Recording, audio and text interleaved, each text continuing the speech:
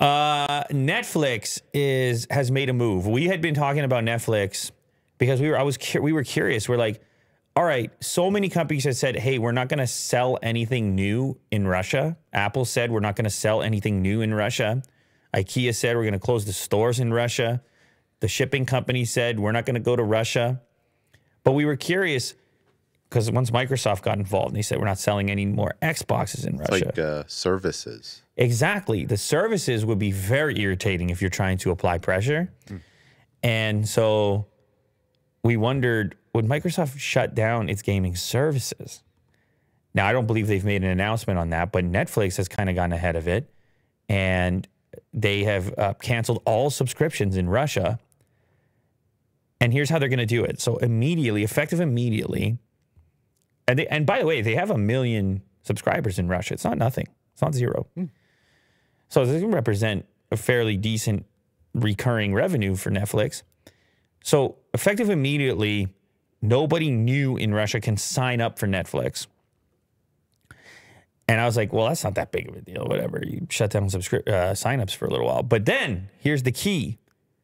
After the latest billing cycle is concluded, so I guess it's like a typical month-long period, it will not renew.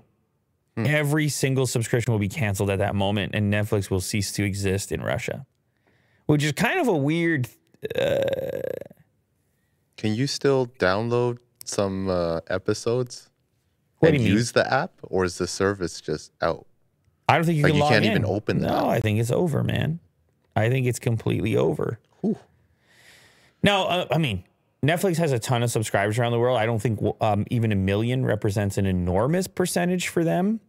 But I keep imagining being this local person in Russia watching all my services and products and things evaporate. Now, I know I've seen some diversity there when it comes to people's reaction to these things. Some say good riddance in Russia.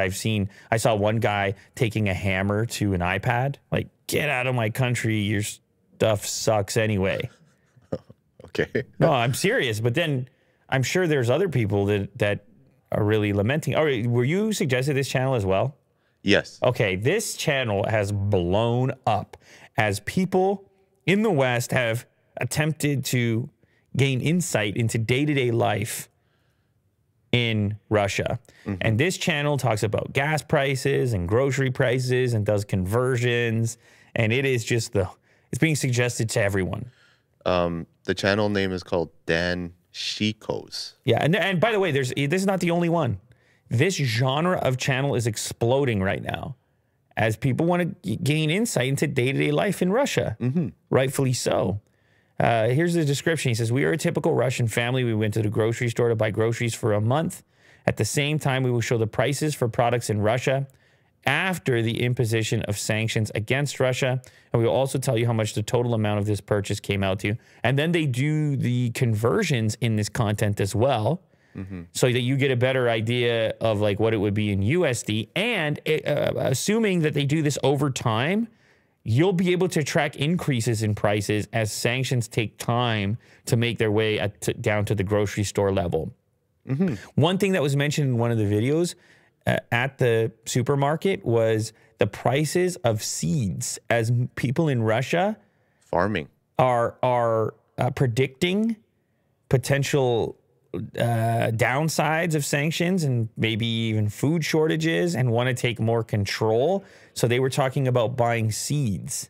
And agriculture. Boxes full of seeds that they would then be planting, kind of going old school. Yeah. With it. So anyway, yes, very interesting stuff. Well, from what I could tell is that these sanctions haven't really hit the supermarket, because I was looking at these conversion prices. And again, I think you have to adjust for what it used to be, because some of these things might seem cheap to you because the cost of living is different and the wages might be different. But it seems to me right now that it's still pretty normal in Russia. Yes. Like it doesn't. He kind of makes comments about it's a little bit more expensive, but like you said, it hasn't been a total effect. No. Based on the ruble, like, going downhill. Exactly. And you have to think it's in Russia's best interest to try to aid in not having things get out of control, because then panic sets in. If these shelves are empty, or if the prices are, you know, explode, or in relationship to inflation, like the value of the ruble, as you mentioned. This is all very important stuff, and it plays a huge role in the psychology of the citizens. So, but anyway, yes, no more Netflix in Russia. Completely. Total exit.